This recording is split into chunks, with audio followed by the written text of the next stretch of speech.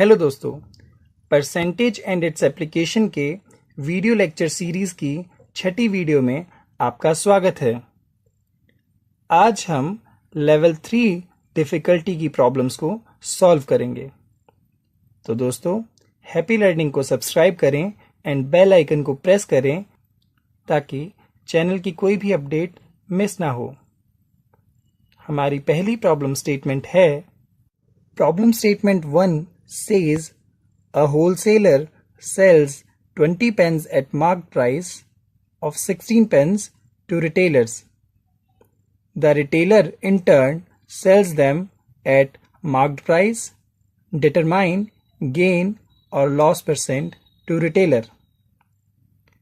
तो दोस्तों, ये सवाल समझने की बहुत ज़्यादा ज़रूरत है क्योंकि प्रॉब्लम स्टेटमेंट थोड़ी ट्रिकी है। जो होलसेलर है यानी कि थोक विक्रेता, वो 20 पेन को 16 पेन्स के प्रिंटेड दाम पे बेचता है और जो रिटेलर है वो उन 20 पेन्स को उनके मार्क्ड प्राइस पे ही बेच देता है। तो जो रिटेलर है उसको गेन या लॉस जो हुआ उसका परसेंट हमें कैलकुलेट करना है। तो हम सबसे पहले तो जो मार्क्ड प्राइस है एक आर्टिकल का, उसे एक्स कंसीडर करेंगे। एक आर्टिकल यानी कि एक पेन। अब हमें पता है कि मार्क्ड प्राइस ऑफ 16 पेन्स जो होगा वो हो जाएगा 16x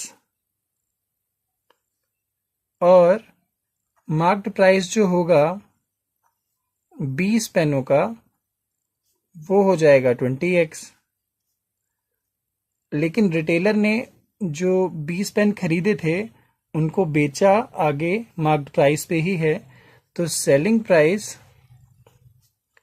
ऑफ 20 पेन्स जो है वो है मार्क्ड प्राइस ऑफ 16 पेन्स के बराबर। तो जो सेलिंग प्राइस है 20 पेनों की वो हो जाएगी 16x, इसके बराबर। और जो हमारा कॉस्ट प्राइस है 20 पेनों का फॉर रिटेलर, क्योंकि रिटेलर होलसेलर से खरीद के लाया था, तो जो कॉस्ट प्राइस होगा 20 पेनों का रिटेलर के लिए वो हो जाएगा सेलिंग प्राइस ऑफ 20 पेन्स के बराबर, जो कि सेलिंग प्राइस पड़ा था होलसेलर को। तो ये वैल्यू हो जाएगी 16x। तो अब दोस्तों हमें पता है कि 20 पेनों की जो कॉस्ट प्राइस है वो 16x है और जो सेलिंग प्राइस होगा 20 पेन्स का फॉर रिटेलर, क्योंकि ये वाला जो सेलिंग प्राइस था ये होलसेलर के लिए निकाला है हमने। अब जो 20 पेनों का सेलिंग प्राइस होगा रिटेलर के लिए वो है 20x, क्योंकि उसने 20 पेनों को मार्क्ड प्राइस पे ही बेचा है, तो इसलिए 20 पेनों का सेलिंग प्राइस रिटेलर के लिए 20x होगा। अब हमें पता है कि SP जो है 20x है और CP जो है 16x है, तो हमें पता है प्रॉफिट हुआ है। तो प्रॉफिट परसेंट जो हम कैलकुलेट करेंगे उसके लिए हमारे पास फॉर्मूला है SP minus CP divided by CP into 100, और ये हो जाएगा 20x minus 16x divided by 16x into 100। और अब हम इसे जब सॉल्व करेंगे तो 20x माइनस 16x होता है 4x divided by 16x into 100, and x से x कैंसिल आउट हो जाएगा, एंड 4 1 ज़ा 4, 4 4 ज़ा 16, एंड 4 1 ज़ा 4, 4 25 ज़ा 100। तो ये हो जाएगा 25%। इसका मतलब जो ओवरऑल गेन हुआ रिटेलर को वो है 25% का। तो ये तो हो गया हमारी पहली प्रॉब्लम स्टेटमेंट का फाइनल सॉल्यूशन। अब दोस्तों हम दूसरी प्रॉब्लम स्टेटमेंट की तरफ बढ़ेंगे। Problem statement 2 says by selling 90 ball pens for rupees 160, a person loses 20%, how many ball pens should be sold for rupees 96 so as to have a profit of 20%?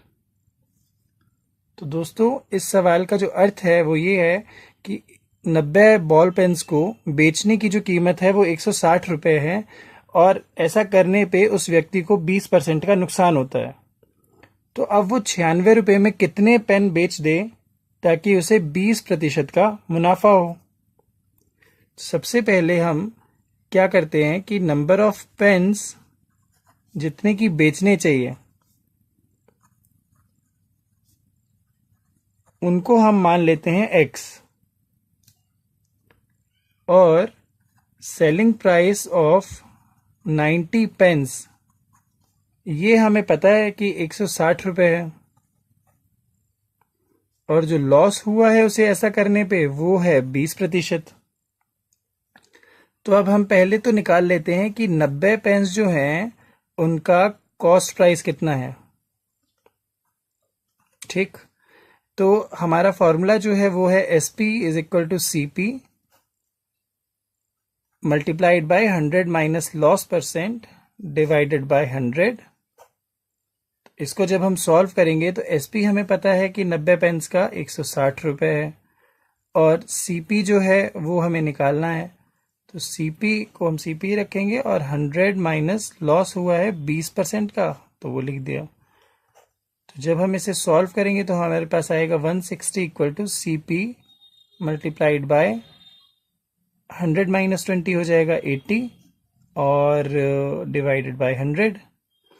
CP को हम एक ही side रखेंगे और 80 और 100 को इक्वल टू के दूसरी तरफ ले जाएंगे।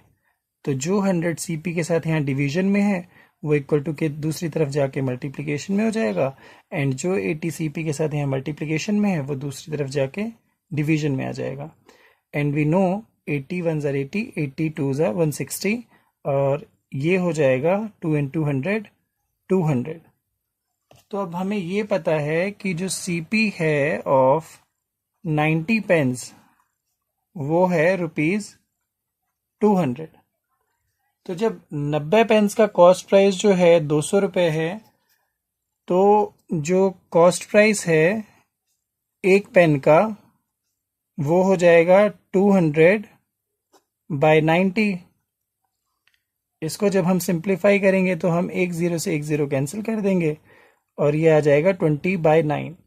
तो अब हमें ये पता लग चुका है कि एक पेन की जो खरीदने की कीमत थी उस पर्सन को वो है 20 बाय 9 रुपीज़। अब दोस्तों हमें पता है कि जो सेलिंग प्राइस है एक्स पेन्स की, एक्स पेन्स वो हैं जो हमें फाइंड आउट करने हैं कि कितने पेन्स बेचे 96 रुपीज़ के। तो हमें पता है कि selling price of X pens तो 96 है लेकिन उस पे जो उसने प्रॉफिट कमाना है पर्सन ने वो प्रॉफिट है हमारा 20%। ठीक है, लेकिन कॉस्ट प्राइस तो उसे भी एक पेन की उतनी ही पड़ी थी। तो जो cost price of X pens होगा वो हो जाएगा 20 बाय 9x क्योंकि एक पेन की कीमत कॉस्ट प्राइस 20 बाय 9 है तो एक्स पेन्स की कॉस्ट प्राइस हो जाएगी 20 बाय 9x। ठीक है, तो अब हमें यहाँ पे निकालना है कि कितने पेन्स उसे बेचने चाहिए 20% मुनाफा कमाने के लिए। तो हमारा फॉर्मूला वही यूज होगा SP का, SP is equal to CP 100 plus profit percent divided by 100। तो इसकी वैल्यू दोस्तों हो जाएगी SP हमारा जो है 96 रुपीज़ है, कॉस्ट प्राइस जो है हमारी वो है 20 बाय 9x और 100 प्लस 20 जो है प्रॉफिट परसेंट डिवाइडेड बाय 100। तो इसको जब हम सॉल्व करेंगे तो हमारे पास आएगा 96 is equal to 20 by 9x multiplied by 120 by 100। तो यहाँ पे एक ज़ीरो से एक ज़ीरो तो हम पहले ये कैंसिल कर देंगे and then 10 1s are 10 and 10 2s are 20। Then यहाँ पे हमें पता है कि 9 और 12 जो है वो 3 के मल्टीपल हैं तो 3 3s are 9 and 3 4s are 12। अब हम इसे न्यूमरेटर को न्यूमरेटर से मल्टीप्लाई कर देंगे एंड डिनोमिनेटर को डिनोमिनेटर से। हमारे पास बचेगा 96 इज इक्वल टू 4 टू ज़ा 8x एंड नीचे 3 1 ज़ा 3 नॉट x। अब यहाँ पे x को हम एक तरफ रखेंगे और 96 की तरफ हम 8/3 को ले जाएंगे। 8 जो है x के साथ यहाँ पे मल्टीप्लाई हो रहा है तो वो यहाँ आके डिवाइड हो जाएगा एंड जो 3x के साथ डिवाइड हो रहा है वो यहाँ आके मल्टीप्लाई हो जाएगा। तो इसे जब हम सॉल्व करेंगे तो हमें पता है कि 8 1 ज़ा 8 एंड 8 12 ज़ा 96 एंड 12 इंटू 3 जो है वो आ जाएगा 36। तो 36 पेन्स जो है अगर वो 96 रुपीज़ के बेचेगा तब जाके उसे 20% का मुनाफा होगा। तो ये हमारी प्रॉब्लम स्टेटमेंट 2 का फाइनल सॉल्यूशन है।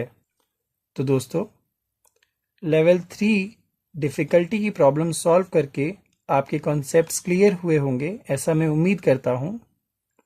आपको ये वीडियो कैसी लगी ये कमेंट बॉक्स में ज़रूर बताएं।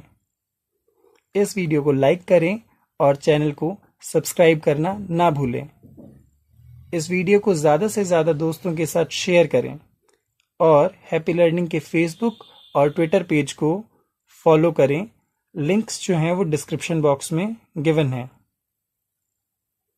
अगली वीडियो में हम लेवल 4 डिफ़िकल्टी की 2 प्रॉब्लम स्टेटमेंट्स को सॉल्व करेंगे।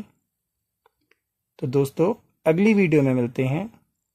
Till then, goodbye, happy learning.